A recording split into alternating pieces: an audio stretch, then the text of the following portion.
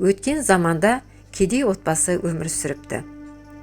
Әкесі үлкен ұлын медресеге оқуға беріпті.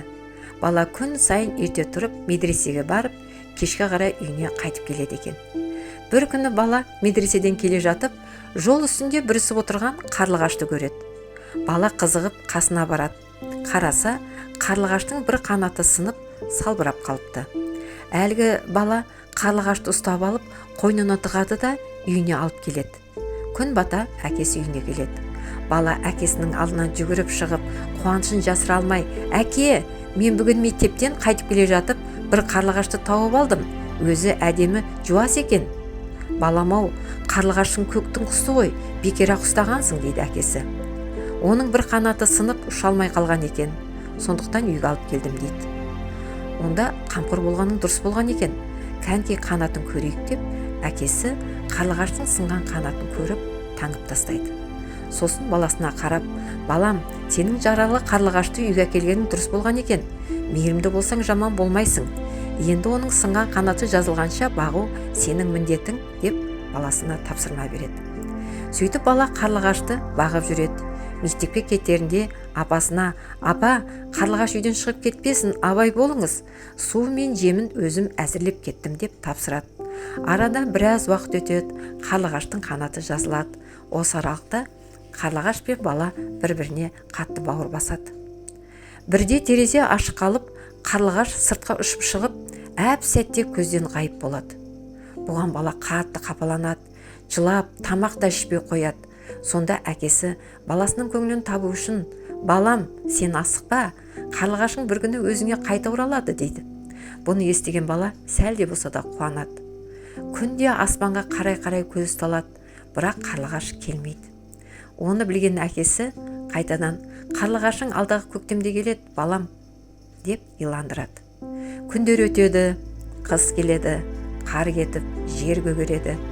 Бір күні таңертең ешкім ойламаған жерден бір қарлығаш ашық тұрған терезеден үйге ұшып кіреді де төбедегі белағашқа келіп қонады.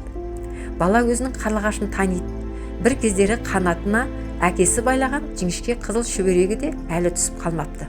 Бала: «Әке, менің қарлығашым үйге оралды, қараңызшы, өзі іздеп келді», деп қарлығашқа қолын созып ерекше қуанады. Сол кезде қарлығаш та өз даусына салып сайрай жөнелгенде аузынан бір тал дән жерге түседі. Бала дәнді алып әкесіне көрсетеді. Әкесі: «Балам-ау, бұл қауынның дәнегі ғой. Мен бұны егейін, ал күзде уылжыған піскен қауынды жейтін боламыз», дейді. Әкесі үйдің арғы жағындағы бос жерді қазып дән егеді. Оны бала қайта суарып тұрады, түбін қопсытады. Мал кірместей етіп айналасын қоршайды. Қауын күн санап өсіп жетіле бастайды. Қарлығаш та ешқайда кетпей, осы үйдің ішінен өзіне ұя салып алады. Әне-міне дегенше күз түседі. Қауын да әбден балбырап піседі. Бір күні әбден піскен қауынды әкесі үзіп алып үйге әкеледі. Үлкен бір табаққа салып тілген кезде ішінен алтын түйелер сау етіп төгіледі. Сөйтіп үйдің іші қазынаға қарық болады. Ұрпақтан ұрпаққа жететіндей байлыққа кенеледі. Енді бұл алтынды қалай пайдалану керек? Базарға шығарып сатса, сатып алатын адам бұл алтынды қайдан алдың деуі мүмкін ғой. Сондықтан үлкен бәлеге қалмас үшін аз-аздан біртіндеп сатып тұрмысымызды оңдайық деген ақылға келеді. Үй иесі солай істейді. Айлар өтеді, жылдар өтеді. Кедей үйдің тұрмысы оңалады. Малы көбейеді, байлығы артады. Ел құлағы елу, көзі көреген деген емес пе? Оның алтын сатып жүргенін естиді, кейбіреулер көзімен көреді. Ақырында кедей шаруаның аяқ астынан байып шыға келген жайында хабар сол елдегі патшаның құлағына да шалынады. Патша болса ішіне шоқ түседі, үлкен қызғаныш орнайды. Ол ойға кетеді: бұл кедей шаруа қалай тез байып кетті? Бұл біреудің үйіне ұрлыққа түсіп жүрмекен? Жоқ әлде қазынаны тонап жүрмекен? деген сұраққа келеді де өзінің шабармандарына: «Әлгі шаруаны менің алдыма алып келіңдер», деп бұйрық береді.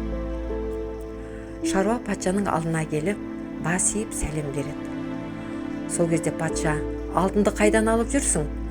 деп сұрақтың астына алады. Шаруа алтынның қолына қалай келгенін жай запсарын айтса да көнбейді. Ақыры шаруаның алтынын, мал мүлкін, үй жайын тартып алады. Онысымен қоймай, сен алтынды қарлығаш алып келген дәнектен өнген қауынның ішінен шықты деп едің ғой. Сондықтан сол рас болса, сондай қауынды өндіртіп менің алдыма әкеп бер. Сол рас болса, мен сенің алтыныңды, мал мүлкің, үйіңнің бәрін қайтарам дейді. Шаруаның басына ауыр күн туады. Барар жер басар тау болмайды. Өзінің баяғы ескі үйіне келіп, отбасыменен қайғырып отырады. Келсе қарлығашта ұшып кеткен екен. Содан қыс өткізеді. Күн жылынып, көктем мезгілі келген кезде қарлығаш қайта ұшып келеді. Ол белағашқа қонады да өзінің даусына салып сайрай жөнеледі. Сол кезде аузынан бір тал қауынның дәнегі жерге түседі. Шаруа дәнекті жерден көтеріп алады да баласына: "Зұлым патшаның жарлығын орындайын балам. Мына дәнекті егейін де одан өскен қауынды патшаға апарып берейік. Сөйтіп өзіміздің дүниемізді қайтарып алайық" дейді. Баласы да бұл ойды мақұлдайды. Шаруа қарлығаштың аузынан түскен дәнекті тағы да бұрынғы орнына егеді. Күндер өтеді, дәнек өнеді, өседі, көктейді. Шаруа қауынды ала жаздай күтіп баптайды. Көз болып қауын піскенде қауынды көтеріп алып патшаның үйіне барады. Қауынды көріп патша қуанып масайрайды. Шаруаға өзіне тиесілі мал мүліктерін бәрін қайтарып береді. Айналасына уәзірлер мен нөкерлерін жинап алып: "Андағы қауынды жар, оның ішінен шыққан барлық алтынды қазынаға құйыңдар" деп бұйрық береді. Бір уәзір қауынды ортаға келіп тіледі. Қауын қақ жарылғанда ішінен қара шұбар жылан атып шығып, патшаның мойнына орала кетеді. Патша табанда жан тапсырады. Ал әлгі шаруа болса өз жерінде қамсыз да бақытты өмір сүреді. Баласы оқып, аса білімді ғалым болып ер жетеді. Қарлығаш қанатына байланған қызыл жібімен көк жүзінде зулай ұшып жүреді. Күзде кетіп, көктемде қайта қуаныш ала келіп, шаруа мен оның балаларының шексіз мейіріміне бөленеді.